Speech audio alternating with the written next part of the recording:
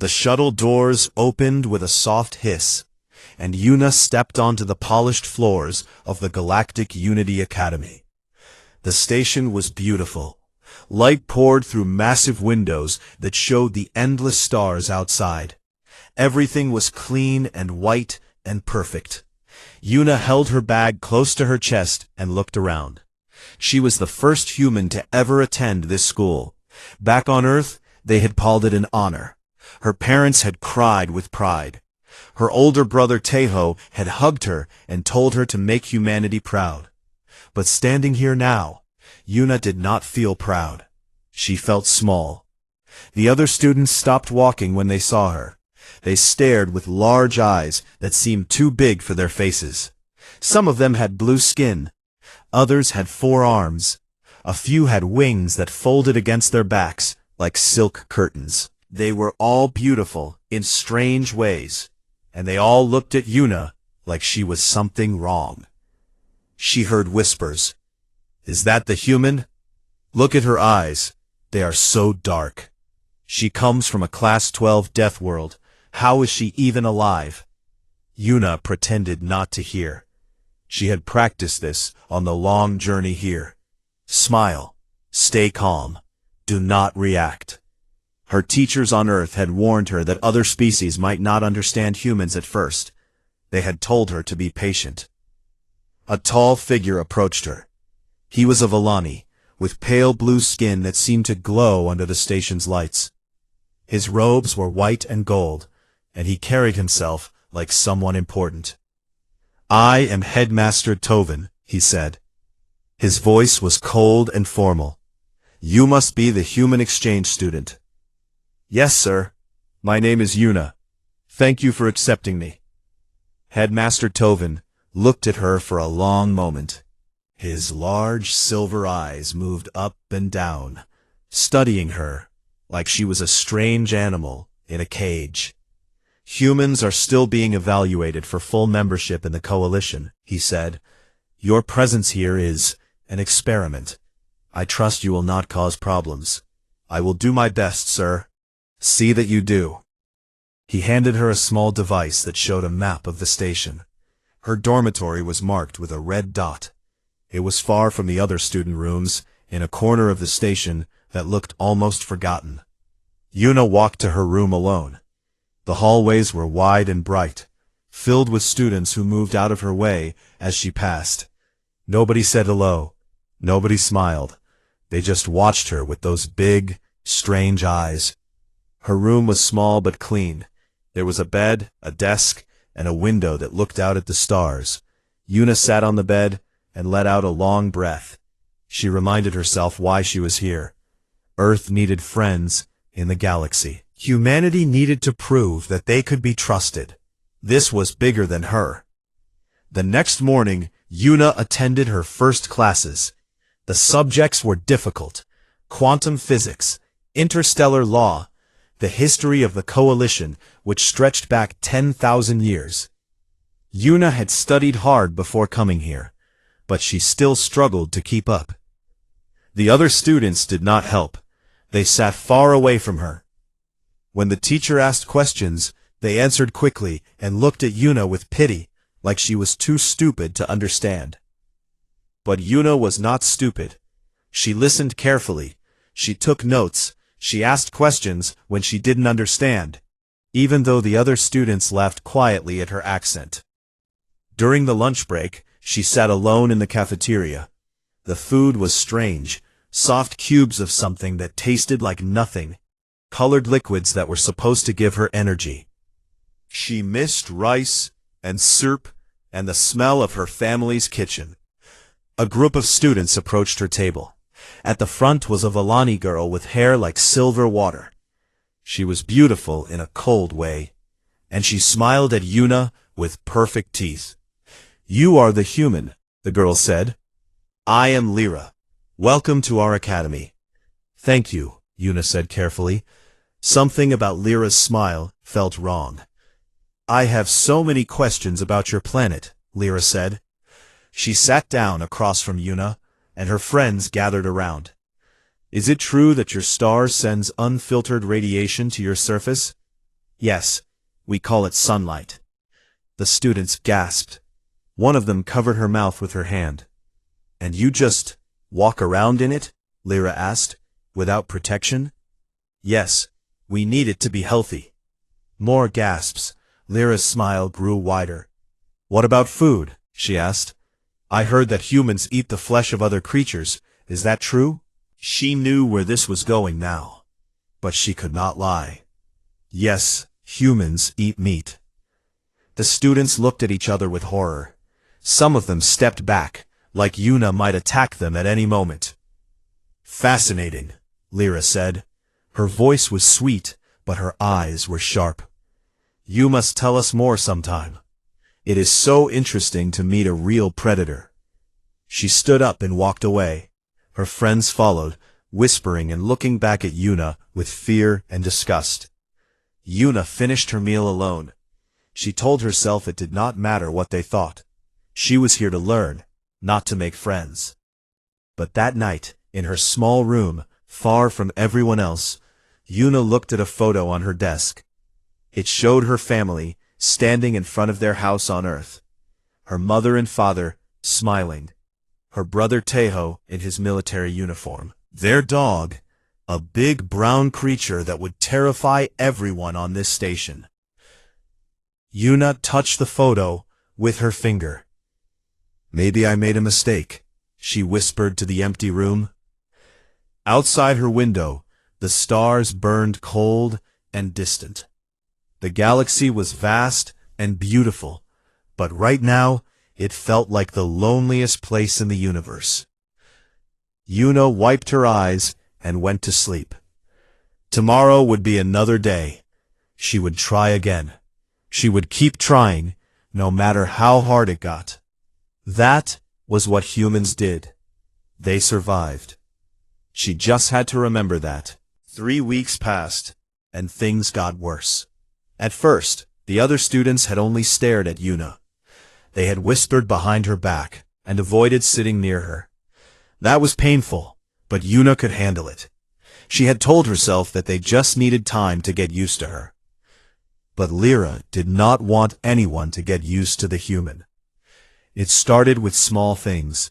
Someone would bump into Yuna in the hallway and not apologize. Her assignments would disappear from her desk. Strange smells would come from her locker, and the other students would laugh when she opened it. Yuna reported nothing. She cleaned up the messes. She redid her assignments. She kept her head down and focused on her studies. This only made Lyra try harder. One morning, Yuna was walking to class when someone stuck their foot out in front of her. She should have fallen. Any Villani would have crashed to the floor and probably broken something. Their bones were light and fragile, made for a gentle world with soft gravity. But Yuna was not Villani. Her body reacted before her mind could think. She caught herself mid-fall, her legs absorbing the impact, her hands finding balance against the wall. She stood up straight in less than a second. The students around her went quiet. The boy who had tripped her, a Meldari with 4 arms named Korin, stared at her with wide eyes. He had expected her to fall. He had expected her to cry or beg for help. Instead, she just looked at him calmly. "Excuse me," Yuna said, and walked past him to class. She heard Korin talking to Lyra later that day. "She moves like a predator," he said. His voice was nervous. "I have never seen reflexes like that." "She is just a primitive from a savage world," Lyra said. "Do not be scared of her. She is nothing." But Yuna noticed that Lyra looked at her differently after that. There was something new in her silver eyes. Something that might have been fear. The bullying did not stop. It changed. In the cafeteria, someone accidentally spilled a cold drink on Yuna's head. The liquid was purple and sticky, and it dripped down her face while everyone laughed. Yuna stood up slowly. She wiped her face with her hand. She looked at the student who had done it, a small Villani boy who was already backing away. "It is fine," Yuna said quietly. "Accidents happen." She walked to the bathroom and cleaned herself. When she looked in the mirror, she saw a girl with tired eyes and purple stains in her dark hair. She looked nothing like the proud student who had left Earth 3 weeks ago. "Do not cry," she told her reflection. "Do not let them see you cry." She went back to class with wet hair and pretended nothing had happened. Physical training was the worst. The academy had a special room that could change its gravity. Most students trained at 0.4 g, which was normal for coalition species. Sometimes they increased it to 0.6 g for advanced exercises. Yuna had grown up at 1 g on Earth. To her, the training room felt like floating. The instructor, a stern Meldari woman, made the students run laps and do exercises. The other students struggled. They gasped for breath after a few minutes. Their thin bodies shook with effort. Yuna barely broke a sweat. "You are not trying hard enough," the instructor snapped at her. "Run faster." Yuna ran faster. The other students fell behind, unable to keep up. The instructor watched with narrow eyes. "Interesting," she said. "It seems Deathworld creatures have some uses after all." Korin cornered Yuna after class. He was big for a Meldari, with 4 muscular arms and scales that gleamed like metal. He pushed her against the wall with one hand. "You think you are special? You think, because you can run fast, you are better than us." Yuna did not fight back. She could have. She knew she could have. Korin's grip felt weak to her, like a child trying to hold down an adult. But she remembered what her teachers had said. Do not cause trouble. Do not give them reasons to hate humanity. "I do not think I am special," she said calmly. "Then know your place, human." He pushed her harder, expecting her to crumble. Instead, his wrist bent at an awkward angle. He gasped in pain and let go, holding his arm. "What are you made of?" he whispered. Yuna walked away without answering. That night, she went to the observation deck. It was a quiet place at the top of the station where students could look at the stars. It was the only place where she felt at peace. She was surprised to find someone already there. The girl was small, with soft wings that looked like moth feathers and large dark eyes. She was a Sorelli, one of the gentlest species in the coalition. When she saw Yuna, she did not run away. "You are the human," the girl said. "Yes, I am Yuna. I am Navi." They stood in silence for a moment, both looking at the stars. "I have seen what they do to you," Navi said quietly. "I am sorry." Yuna was so surprised that she almost cried. It was the first kind thing anyone had said to her in weeks. "Thank you," she whispered. They talked for hours that night. Navi asked about Earth, and Yuna told her about oceans and mountains and rain. Navi's eyes grew wide with wonder instead of fear. "Your world sounds beautiful," Navi said. "It is, but it is also dangerous. That is why they call it a death world." "Are you dangerous, Yuna?" Yuna thought about the question. "Only when I have to be." For the first time since arriving, Yuna felt like she had a friend. But the next day, Lyra found out about their conversation. She pulled Navi aside in the hallway. Yuna could not hear what she said, but she saw Navi's face go pale. She saw the fear in her new friend's eyes. After that, Navi would not look at her. When Yuna walked toward her, Navi turned and walked away. Yuna sat alone in the cafeteria that day.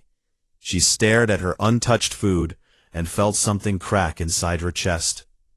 She was truly alone now, and she did not know how much more she could take. 6 weeks after Yuna arrived at the academy, Lyra decided to destroy her completely. The academy had a special training drill once a month. Students would enter a chamber that copied the atmosphere of different planets. It taught them how to handle emergencies, how to survive if their equipment failed. Everyone had to wear environmental suits that protected them and gave them air to breathe. Lyra had a plan. The night before the drill, She told Corin what to do. He snuck into the equipment room and found Yuna's suit. He broke something small inside it. Nothing dangerous, Lyra promised. Just enough to make the human panic. Just enough to embarrass her in front of everyone. Corin did not feel good about it. Since Yuna had hurt his wrist without even trying, he had become scared of her. But Lyra was more frightening in a different way. She could ruin his reputation, his future, his family's standing in coalition society. So he did what she asked. The next morning, all the students gathered in the training hall. The instructor explained the drill. Today, they would experience a low-oxygen atmosphere, similar to the thin air on many coalition mining planets. Their suits would protect them. They just had to complete a simple walk across the chamber and back. Yuna put on her suit. It felt normal. She checked the seals and the oxygen readings. Everything seemed fine. The students entered the chamber together. The doors closed behind them. Slowly, the air began to change. The oxygen levels dropped. The temperature fell. Through her helmet, Yuna could see her breath forming small clouds. Then her suit started beeping. Red lights flashed across her display. Warning messages appeared. Oxygen tank malfunction. Pressure failing. Emergency. She pressed buttons, adjusted valves, did everything her training had taught her. Nothing worked. The air inside her helmet was getting thin. Her lungs started to burn. She looked around. The other students had not noticed. They were walking toward the other side of the chamber, focused on the drill. The instructor was at the control panel, watching her screens. Lyra was watching Yuna. Even through her helmet, Yuna could see Lyra smiling. She understood then. This was not an accident. This was planned. Lyra wanted to see her suffer. She wanted to see the human beg for help. Something cold and hard formed in Yuna's chest. Not fear. Something else. Her oxygen was almost gone. Her vision was getting dark at the edges. She had seconds to make a choice. She could cry for help. She could fall to her knees and let them save her. She could prove that humans were weak, that they needed protection, that they did not belong here. Or she could show them who she really was. Yuna reached up and took off her helmet. The chamber went silent. Every student stopped walking. The instructor looked up from her screens with wide eyes. Yuna breathed. The air in the chamber was thin and cold. It was meant to kill unprotected coalition species in minutes. Their lungs could not handle it. Their bodies would shut down from the lack of oxygen. But Yuna was from Earth. Earth where humans climbed mountains so high that the air became thin as space. Earth where people held their breath for 10 minutes underwater. Earth where her ancestors had survived ice ages and famines and disasters that would end most civilizations. Her lungs burned, her head pounded, every breath felt like swallowing broken glass. She did not panic. She walked. Step by step, Yuna crossed the chamber.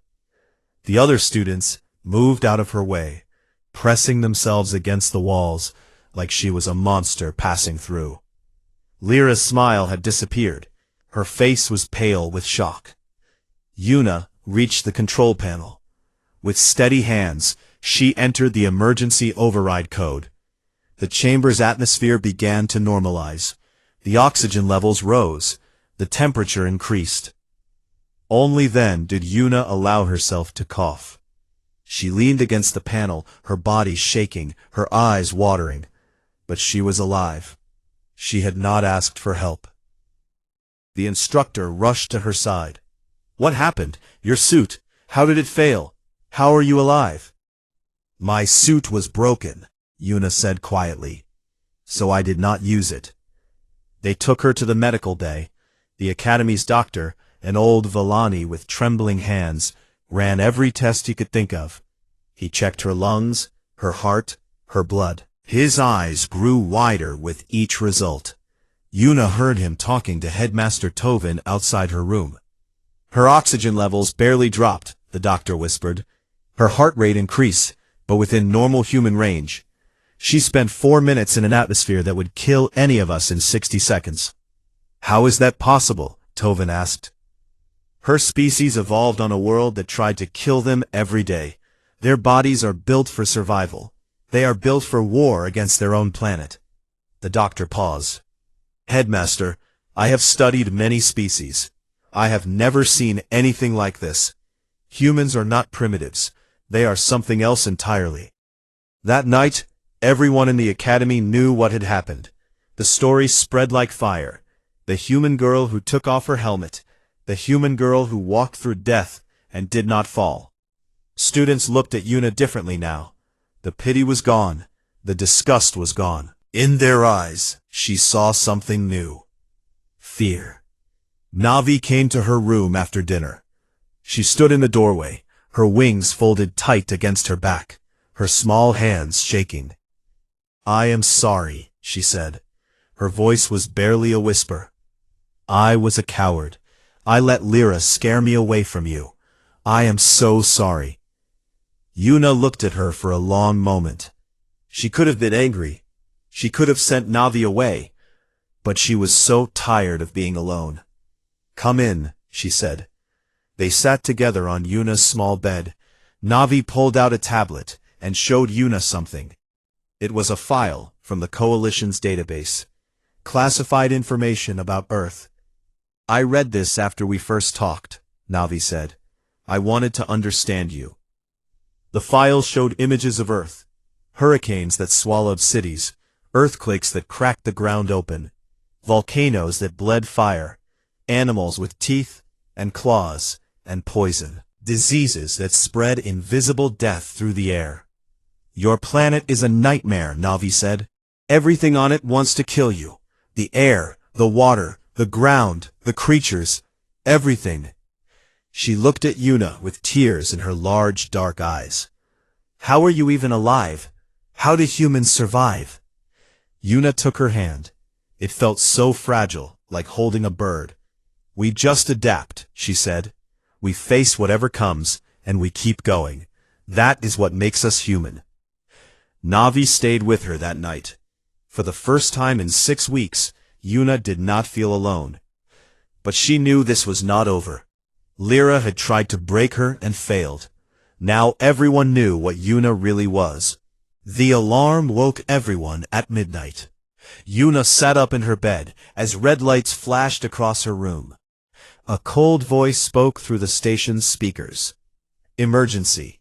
All students report to the main hall. This is not a drill. Repeat, this is not a drill.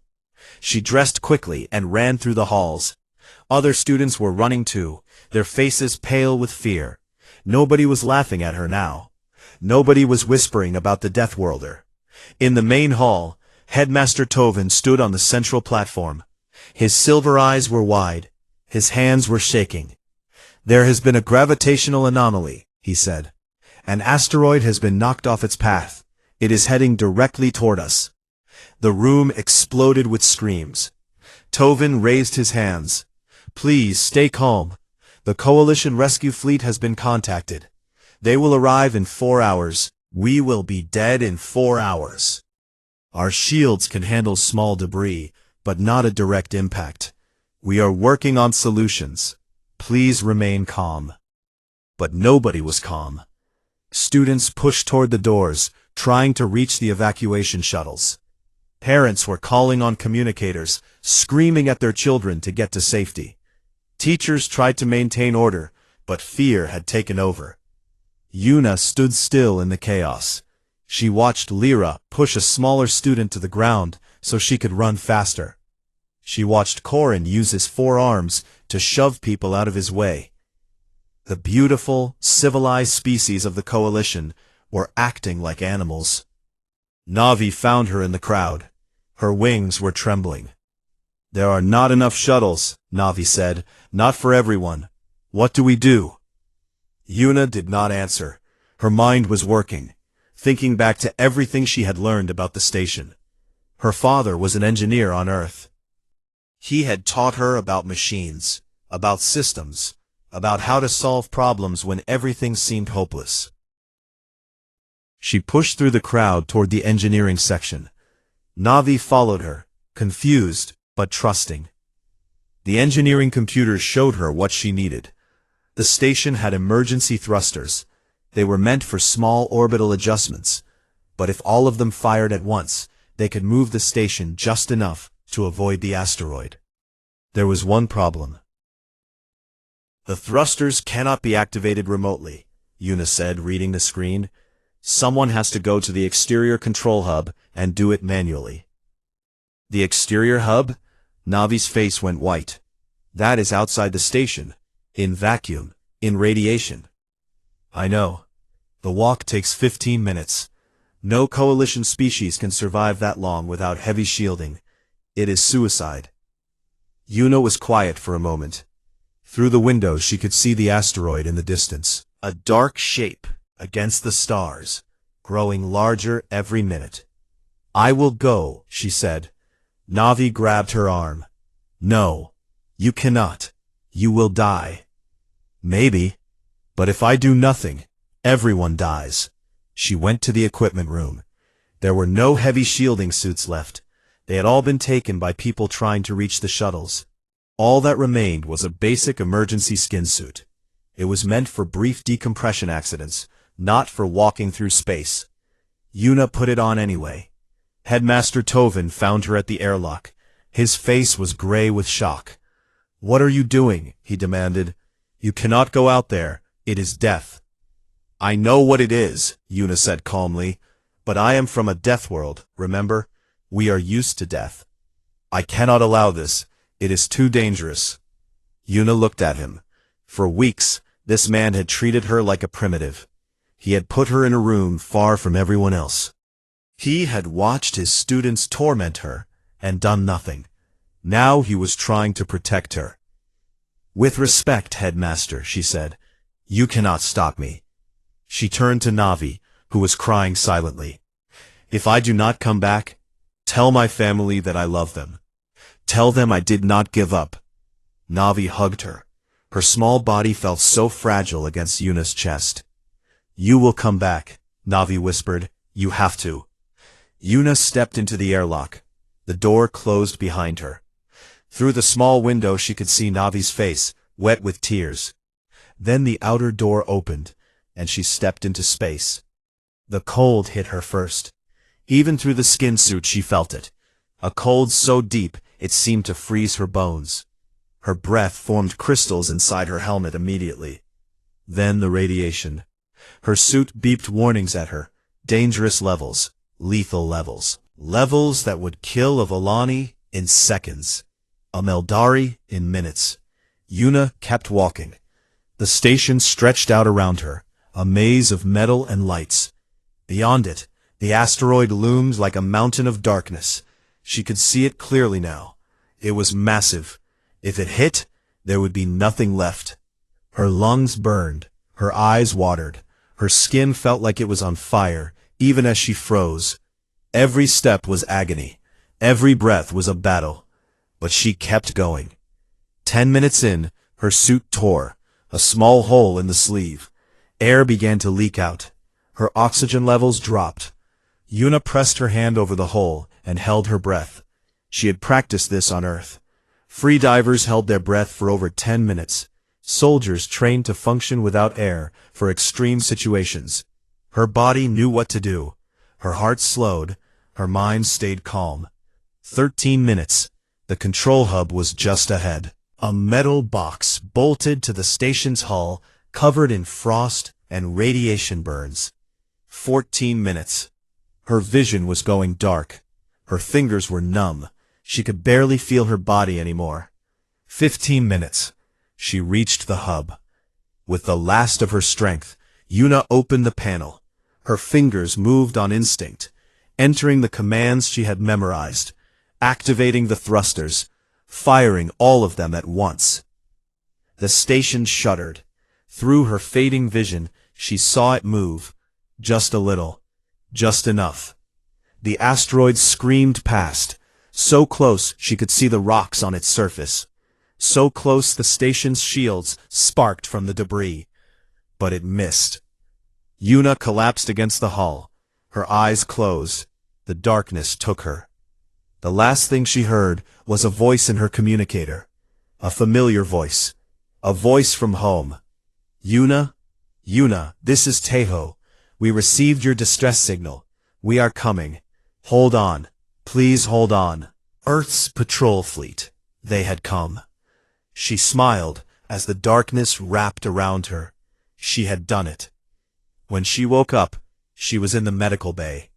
Her brother Teho sat beside her, holding her hand. His eyes were red from crying. You crazy girl, he said. You walked through space. You actually walked through space. Someone had to, she whispered. You almost died. But I did not. Teho laughed through his tears.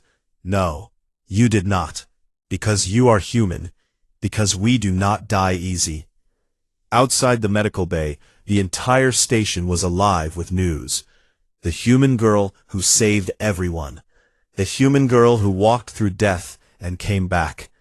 Yuna closed her eyes and let herself rest. The fight was over. But she knew the real change was just beginning. 1 week after the asteroid, Yuna finally left the medical bay.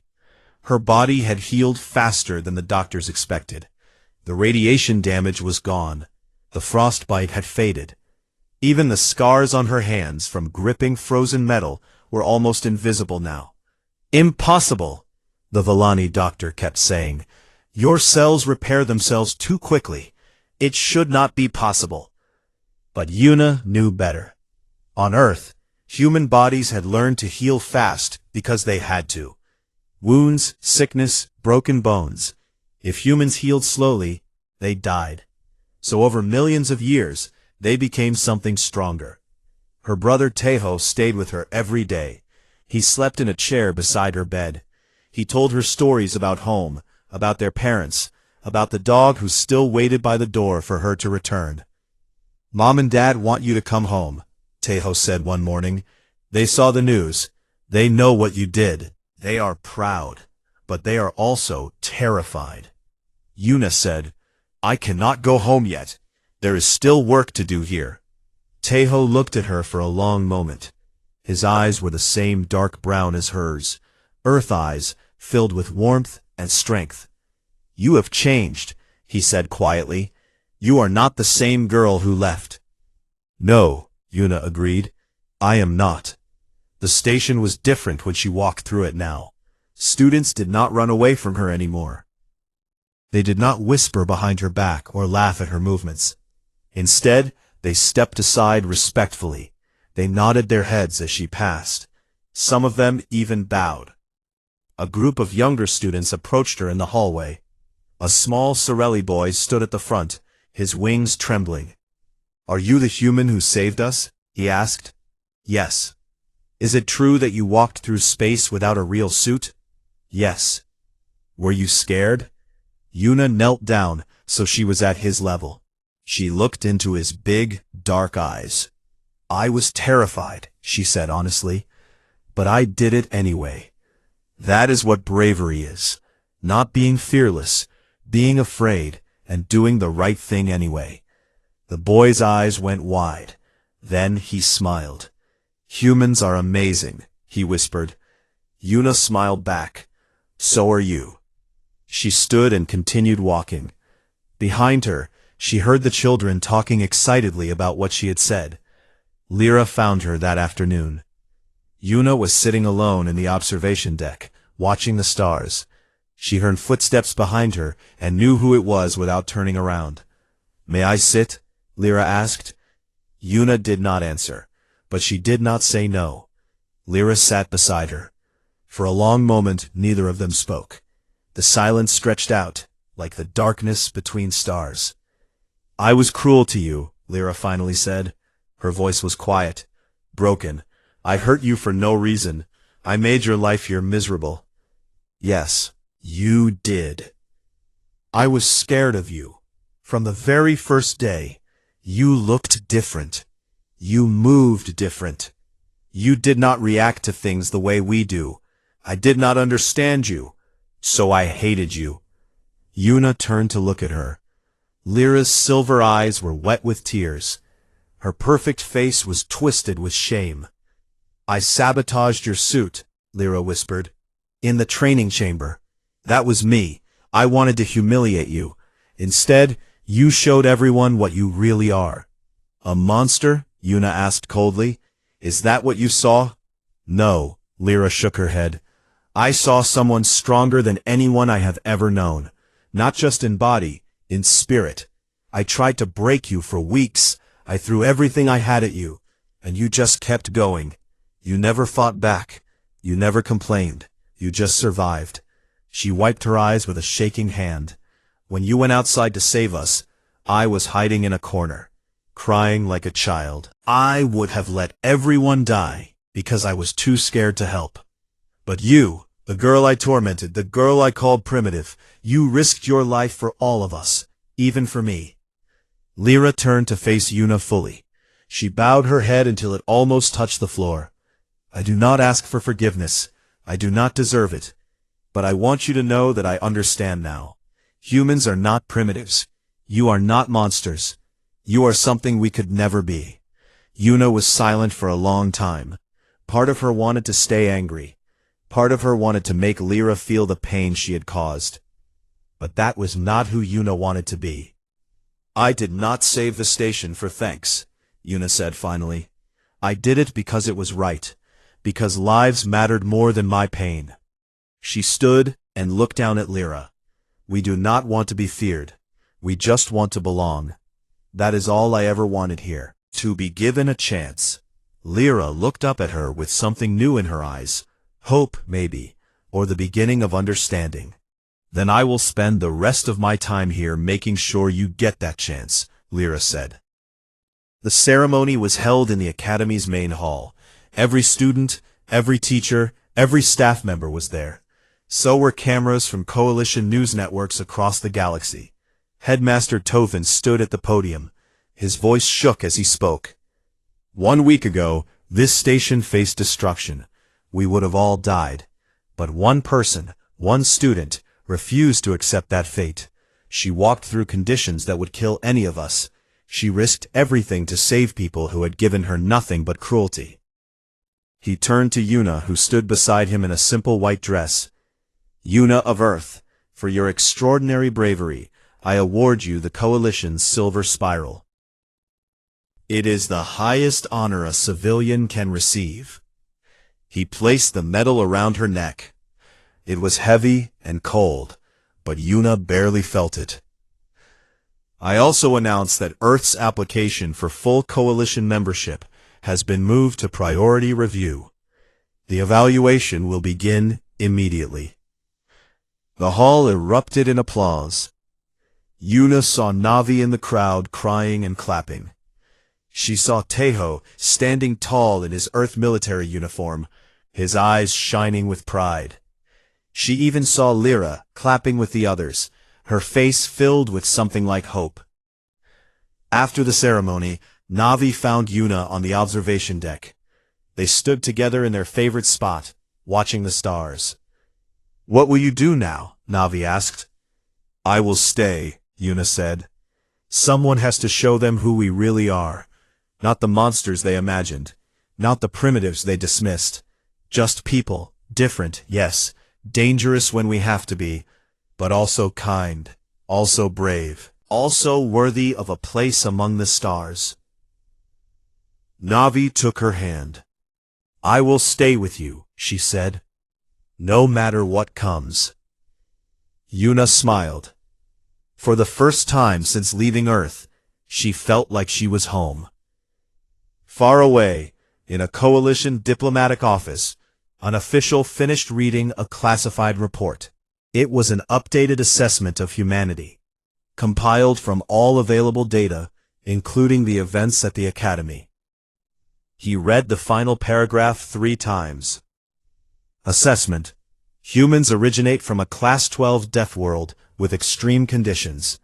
They have evolved extraordinary physical resilience, rapid healing, and mental fortitude. They demonstrate pack loyalty, creative problem-solving, and a willingness to sacrifice for others. Despite initial isolation, the human exchange student integrated successfully and performed an act of heroism unprecedented in Academy history. The official turned to the last page. One line was written in bold. Recommendation: do not engage Earth in conflict. They do not conquer through force. They endure, they adapt, and they do not stop. He set down the report and looked out his window at the stars. Somewhere out there was a small blue planet, a world of fire and ice and death, a world that produced people like Yuna. The galaxy would never be the same. And perhaps, the official thought, that was a very good thing.